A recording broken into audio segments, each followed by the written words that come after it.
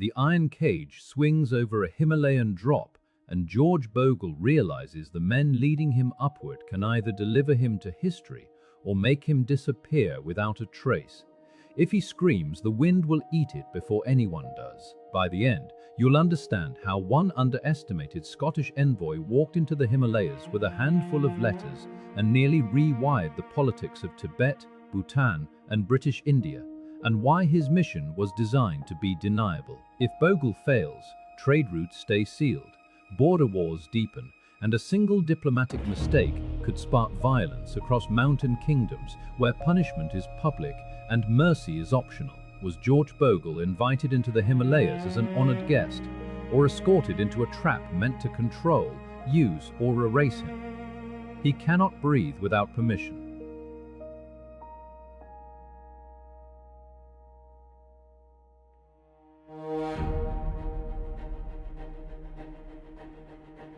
The Par will from Shigatse, winter light slips through a narrow opening. The air smells of butter lamps and damp stone. Outside, the Himalayas cut the sky like a saw. A guard shuts the door. The sound is simple. Wood on wood. A bar dropped into place. Bogle has walked for months to reach this city. He has crossed rivers that pulled at his legs like hands. He has slept in tents that snapped in the wind. He has carried letters sealed with wax and the confidence of an empire that thinks distance is something you can bargain with. Now, he is alone. And he is not sure he will be let out. On the other side of the door are officials who do not trust him, monks who do not know him, traders who fear the wrong friendship, and a ruler so powerful that even saying his name feels like a risk. The Tashilhunpo Lama. The Panchen Lama, the man who sits just below the Dalai Lama in sacred rank, but far above any foreign visitor in worldly authority.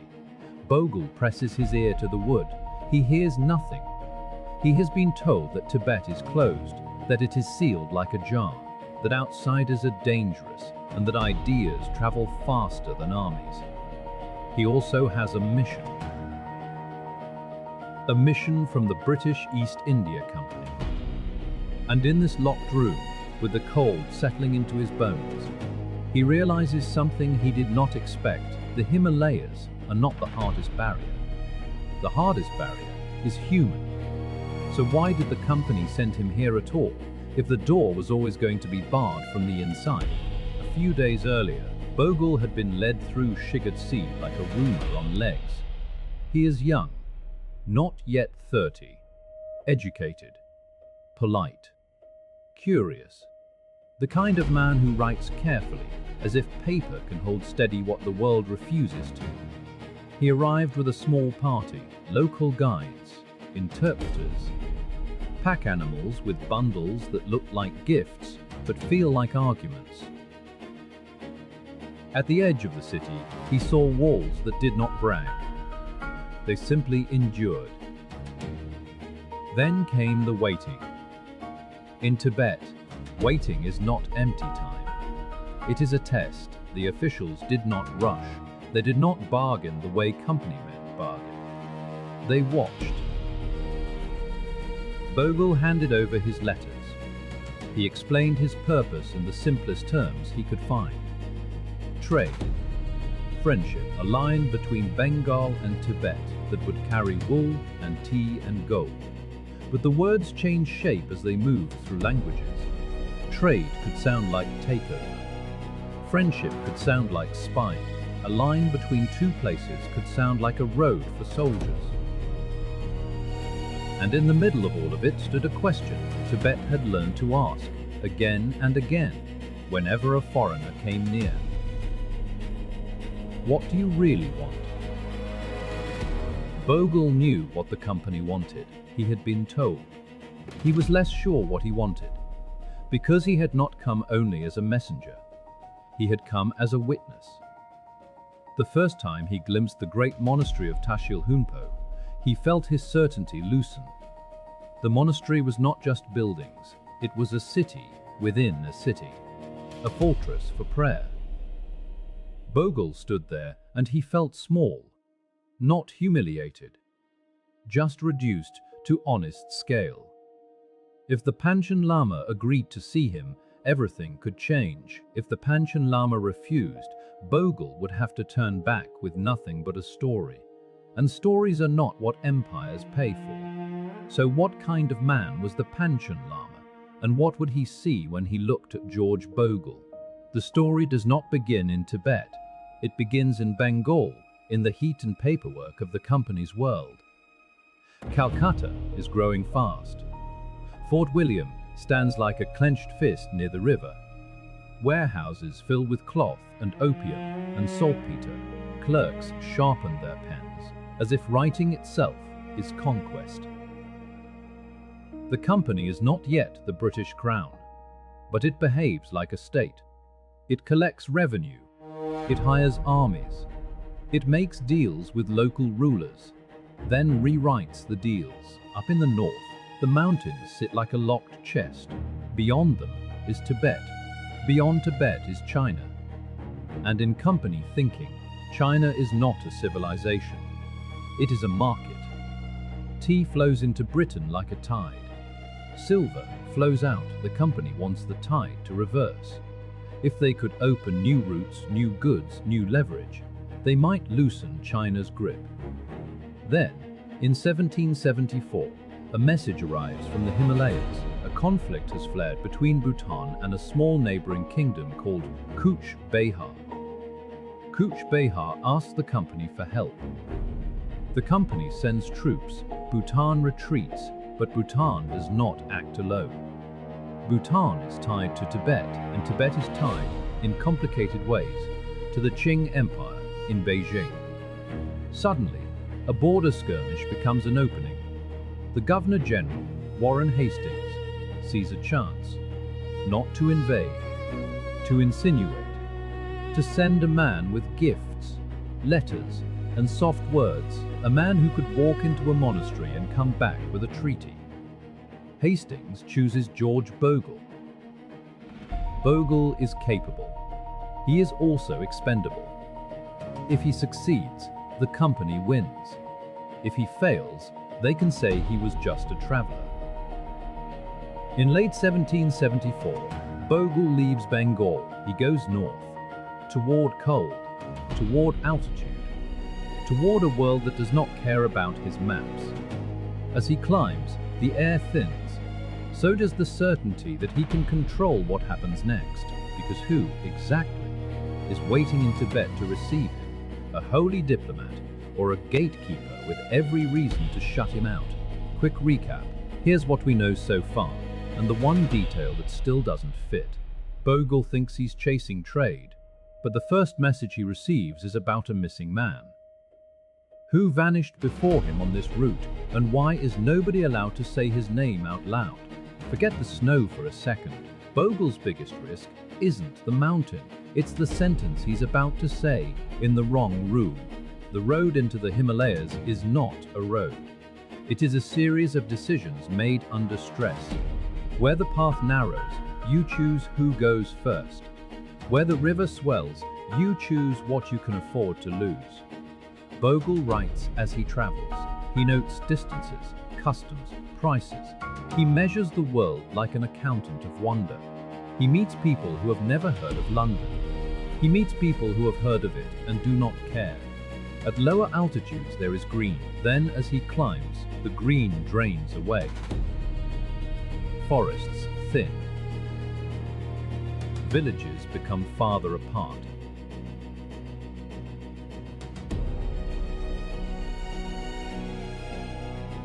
The nights become quiet in a way that feels like a warning. He enters Bhutan. Bhutan is not a single voice. It is zongs and valleys, lamas and officials, power held in stone fortresses. Bogle is tolerated because he is useful. The Bhutanese are navigating their own dangers. Tibet above them, the company below them, local rivals on every flank. Bogle rivals on every flank. Bogle watches their caution. He learns the language of delay. A promised meeting becomes a tomorrow. Tomorrow becomes the next moon. He is learning the first lesson of the mountains. You do not push the Himalayas. You wait for them to permit you. Then, finally, he crosses toward Tibet. The landscape opens. High plains, hard light. Wind that seems to come from everywhere. And in that wind, Bogle senses another truth. He is not walking into an empty land. He is walking into a political system built to keep men like him at arm's length. So when the first Tibetan officials appear to question him, what will they hear in his polite explanations, peace or threat?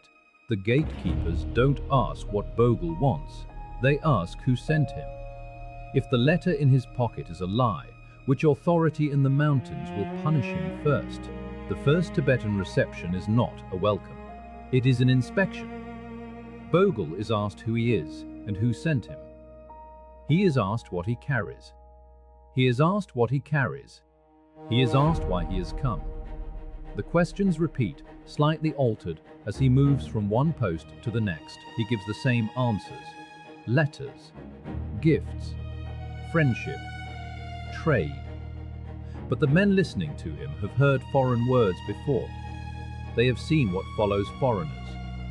Not always armies, sometimes priests, sometimes traders, sometimes promises that turn into demands. Tibet's rulers have built a system for handling outsiders, slow them, study them, kept them separate. If necessary, send them away with courtesy. Bogle realizes that the closer he gets to Shigatse, the more delicate his footing becomes. He is stepping into a space where religion and politics are braided tight. A monastery is a palace. A lama is a lord. A ritual can be a diplomatic signal. At last he reaches Shigatse. The city sits under the shadow of Tashilhunpo, like a town built beside a sleeping giant. Bogle can see pilgrims moving like a slow river toward the monastery. Prayer wheels glint, flags snap. He hears chanting, faint and constant, as if the walls themselves are humming. He is taken to quarters. He is told to wait. He is told that the Panchen Lama may grant an audience. May. That word is a gate that can open or not. Bogle sits with his gifts. Cloth, objects meant to impress. Small luxuries designed to speak across cultures. He wonders if any of it matters. Because the true gift he needs is not in his baggage, it is access. And access is held by men who do not fear his empire.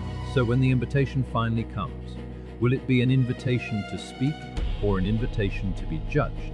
Every map Bogle brought ends where the locals begin to smile. What are they refusing to draw for him, and what do they already know about his destination? Now rewind, because the first trap wasn't a guard or a cliff, it was a document that could make him legitimate or disposable. The day of the first audience, the air is sharp. Bogle is led through corridors where the light changes abruptly. Bright courtyard, dark passage, bright again. He feels the eyes of monks, not hostile, measuring. He thinks about posture, about the correct depth of bow, about whether he should look directly at a holy man or lower his gaze. These details matter. A wrong gesture can be interpreted as arrogance or as weakness. He enters a room with warmth from braziers, and there, seated with calm that seems to slow time, is the Panchen Lama. Halden. Yeshe. Not old, not distant. His face is composed, attentive. The kind of attention that can be kind or surgical. Bogle expects grandeur. He finds something more unsettling. He finds ease. The Panchen Lama speaks through interpreters at first. Then gradually, he tries words that bridge the gap. He asks about Bogle's journey. He asks about Hastings. He asks about the British king. He asks about the world. beyond the mountains, the questions are not traps. They are probes. He is gathering facts the way a physician gathers symptoms. Bogle begins to talk. He explains trade again. He explains friendship again. He explains friendship again. He tries to make the company sound like a partner, not a predator, and the Panchen Lama listens with a softness that could hide steel.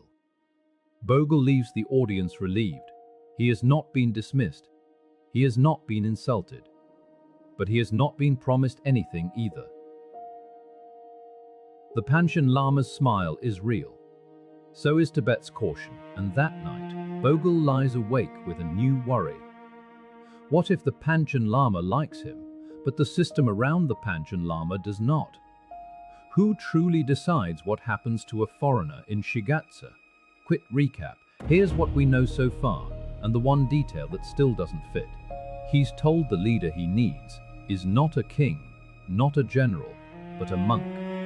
So why do armed men escort the monk's messenger like he's carrying a weapon? In Tibet, power is layered.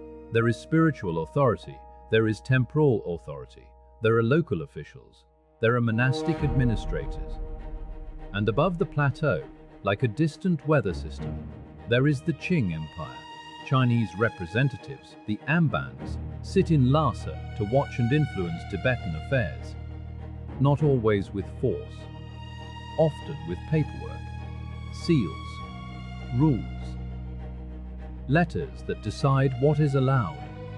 Bogle is in Shigatse, not Lhasa, but the shadow of Lhasa is everywhere. If the Panchen Lama helps him too openly, it could look like Tibet is opening itself without permission.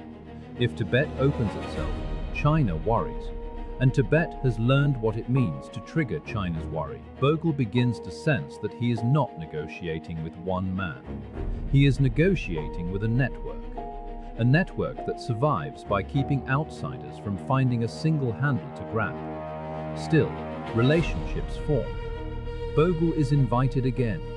He shares meals, he answers questions about Europe, he gives gifts. The Panchen Lama gives gifts in return. Not bribes, symbols. A sign that Bogle is not merely tolerated. He is being considered. Bogle writes about the Panchen Lama with real admiration. He notes the discipline, the intelligence, the humor. He feels for the first time that the mission might become something more than a transaction. But admiration is not policy.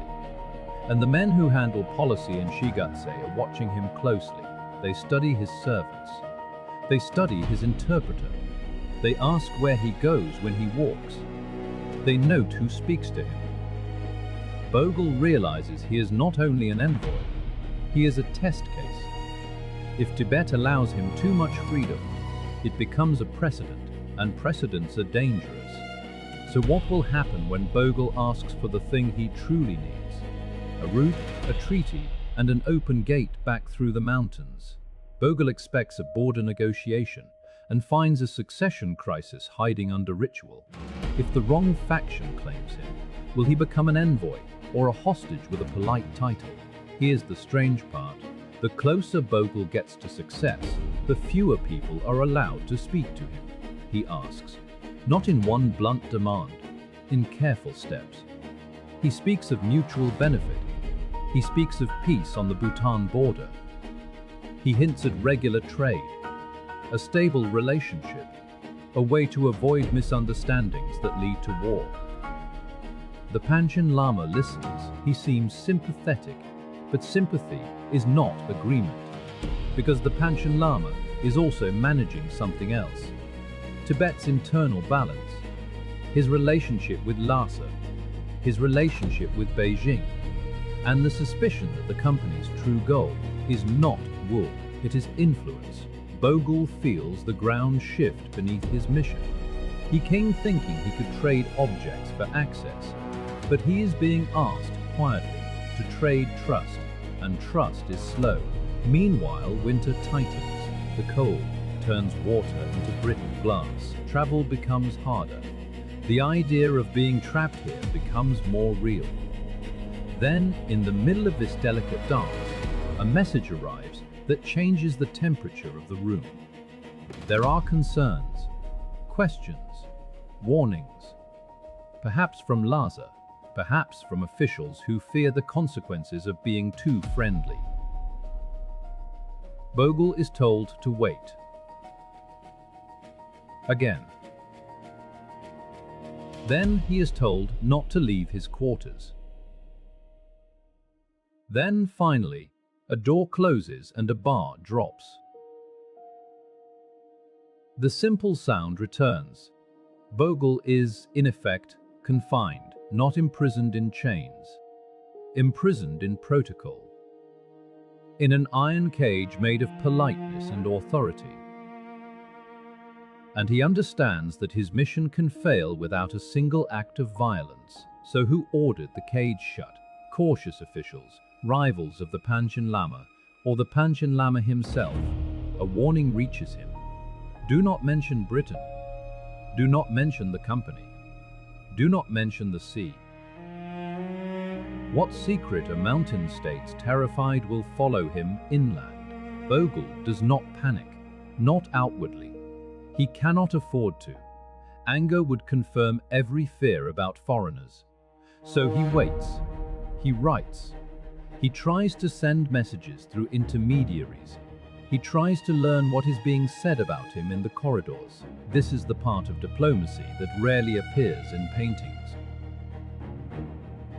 The man sitting in a room, listening to his own thoughts, feeling his status shrink with each hour. Outside, monks continue their routines. Prayers do not stop for politics. Pilgrims still circle sacred sites. The world keeps moving while Bogle stays still. Then, a visit.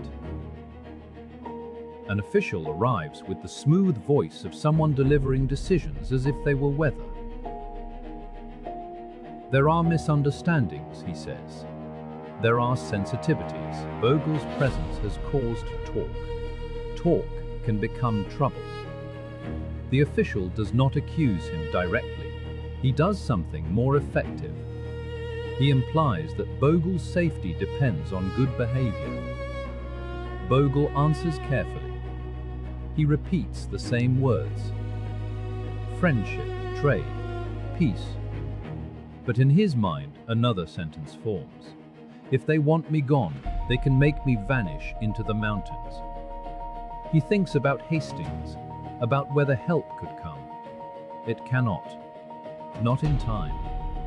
Bogle is far from company guns. Here, he is under Tibetan rules, and those rules are changing around him. Then the door opens again. Not wide, just enough. A signal, not a rescue. A servant whispers that the Panchen Lama may see him. May. That word again, so when Bogle is summoned, is it to restore the mission, or to end it with a polite farewell? Quick recap, here's what we know so far, and the one detail that still doesn't fit. A guide swears the road is safe, then changes the route at night. Who are they avoiding? Bandits, rivals, or the very officials who supposedly approved this mission? Stop thinking like a diplomat, think like a prisoner. Because the next gift comes with an invisible lock. The second audience feels different. The room is the same, the warmth is the same, but the space between words is heavier. The Panchen Lama greets Bogle with calm. He does not mention the confinement directly. He does not explain them directly. He does not explain. Instead, he speaks about harmony, about the dangers of haste, about the way small conflicts can grow. Bogle listens. He tries to read the message under the message. Is the Panchen Lama protecting him by keeping him close, or is he limiting him to avoid scandal? Bogle takes a risk. He speaks more plainly. He says he needs clarity. He says he needs to send an answer back to Hastings. He says he hopes for a lasting relationship between their worlds. The Panchen Lama's response is careful. He expresses goodwill. He agrees that peace is valuable. He speaks as if a connection is possible. But when it comes to concrete permission, the words soften. Later, we will see. It may be difficult. Bogle feels the limits. The Panchen Lama is powerful in Shigatse, but he is not free. Not entirely. There are forces that even a holy man must respect. Bogle leaves with a gift, a sign that the relationship is not broken, but he also leaves without what Hastings wants.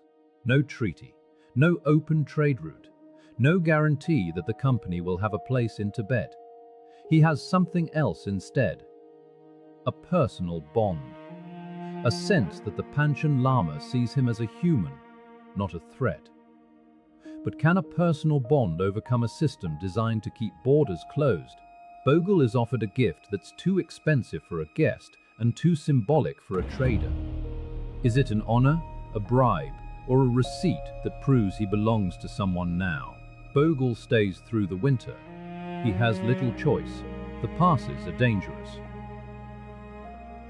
The weather can kill without malice. In that long season, he becomes a strange figure in Shigatse. Not quite guest, not quite prisoner, a man permitted to exist, but not permitted to change anything. He learns more. He watches ceremonies. He listens to stories. He studies the rhythms of monastic life. He begins to see Tibet less as a locked chest and more as a living organism that has developed defenses. He also sees the cost of those defenses. Suspicion can preserve a culture. It can also isolate it. He meets people who speak frankly in private. They want stability. They fear outside power. They remember invasions and pressure from every direction. Bogle thinks about the company's own nature. He knows how it acts when it smells advantage. He cannot fully deny Tibet's fear, and yet he believes, sincerely, that contact does not have to mean conquest. That belief is the soft center of his mission. It is also its weakness, because belief does not bind an empire. Interest does. In spring, the roads begin to open. The air loosens, the city stirs. Bogle senses that his time is ending. The Panchen Lama sends messages of goodwill. There is talk of letters to Hastings, talk of future exchange. Bogle prepares to leave with what he can carry. Notes, observations, and the fragile thread of a relationship. But as he steps toward departure, another question presses in. If this is all he achieved, will Hastings see it as success or as failure? He finally reaches the court and learns the real currency isn't silver, it's access. Who controls the door to the person Bogle came to see, and what do they want in return? The mountains don't hide the truth, the courtiers do. And one of them is about to change Bogle's route without asking. Bogle departs Shigatse. He is escorted, not quite honored, not quite watched. Both. He looks back once at Tashilhunpo. He tries to fix the sight in his mind. The red and white walls against the high sky. The movement of robes in courtyards. The sense of a civilization that has chosen, deliberately, to be hard to reach. On the trail, he feels the old physical struggle return. Thin air, steep descents, river crossings. But now there is a new weight. He has to report. And reports shape policy. Back in Bengal, Hastings reads Bogle's letters and journals. Hastings is a practical man, but he is also imaginative. He sees in Bogle's account the possibility of a northern opening. He also sees the obstacles. Tibet's caution.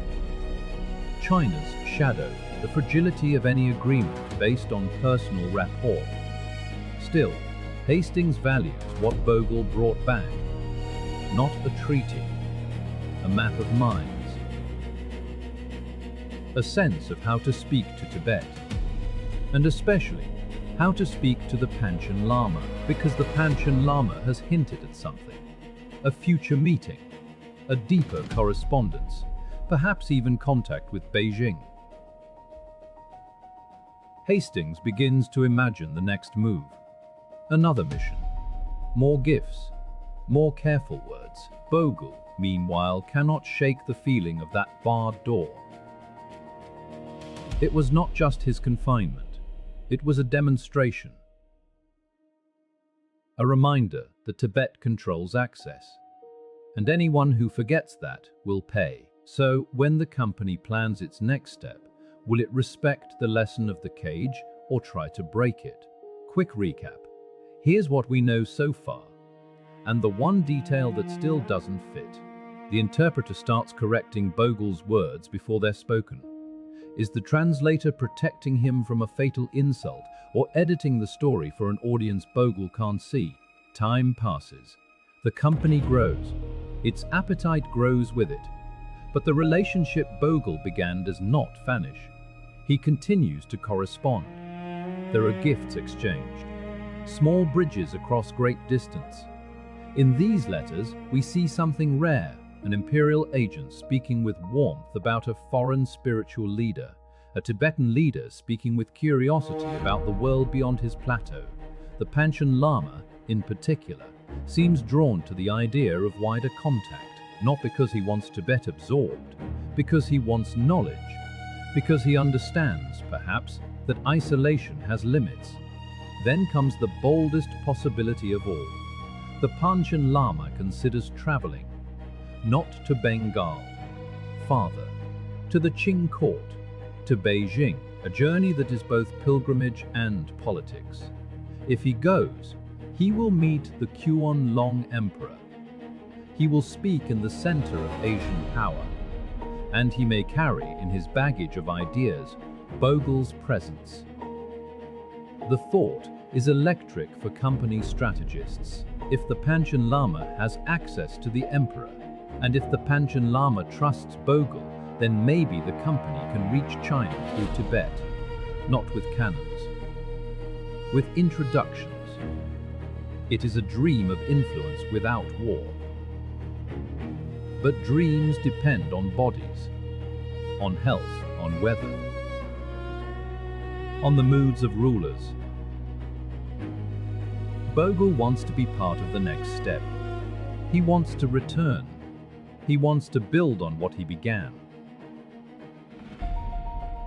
Yet, his position is fragile. In company service, you are always replaceable. And in the mountains, you are always mortal. So as the Panchen Lama's journey approaches, will Bogle be there to follow the thread he spun, or will fate cut it first? A friendly official laughs at the company's power, and then quietly asks how many soldiers can cross a pass in winter. Why would a peaceful court need that number? For a moment, the story isn't about Britain at all. It's about who gets to decide what Tibet is allowed to become. Bogle does not return to Tibet. He stays in India. He continues his work. He continues to write. Then, abruptly, his story ends. He dies young. Not on a dramatic battlefield. Not in a blizzard. In the ordinary vulnerability of the 18th century, a life that can be ended by fever as easily as by a sword. For Hastings, it is a personal loss and a strategic one. Bogle was not only an envoy, he was a specific kind of envoy.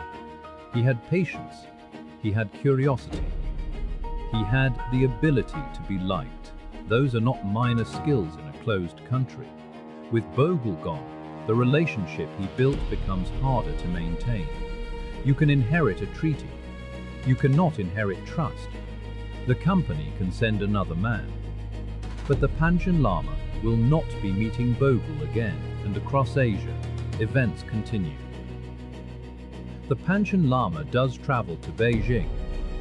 He enters the world of the Qing court. He meets the Qianlong Emperor. He is received with ceremony. He becomes part of a great imperial performance, and then something happens that shifts the future. The Panchen Lama falls ill. He dies in Beijing. The thread snaps at the far end too. Two men, two potential bridges, both gone. And in their absence, the systems they moved within reassert themselves. Tibet closes. China watches. The company recalculates. So when personal diplomacy dies with its diplomats, what remains? The possibility of peace or the inevitability of pressure. Bogle writes that he's making progress, but his letters leave days late and arrive opened. Who is reading his private reports before his superiors do? In later years, British interest in Tibet does not fade. It changes tone. What began as curiosity and commerce hardens into strategy. Maps get sharper. Rumors become intelligence. The Himalayas become less a wonder, and more a problem to solve. The iron cage that held Bogle becomes, in British imagination, an insult. A barrier that must be opened. But Tibet's caution remains rational. From Tibet's view, openness is not a romantic ideal. It is exposure. Exposure to missionaries, to soldiers, to disease, to internal unrest. In the 19th century, the British Empire expands across India. The frontier creeps north, and the idea of Tibet becomes entangled with something new. The Great Game, the fear that rival empires, especially Russia, might move through the highlands. Now the question is not war, it is security. And security, in imperial language, becomes a reason for intrusion. Bogle's gentle method starts to look quaint. Too slow, too dependent on goodwill. Yet his journals remain. They circulate. They influence. They offer a portrait of Tibet as a place of complexity, not just mystery. And still, the same basic problem persists. Tibet decides who enters, and Tibet's decision is shaped by more than Tibet. It is shaped by Lhasa, by Beijing, by the borderlands, by memory. So when Britain's next approach comes, will it resemble Bogle's careful footsteps or the heavy tread of an empire that has run out of patience? Imagine Bogle's barred door again, not as a single moment, but as a symbol. A foreign envoy in a high room.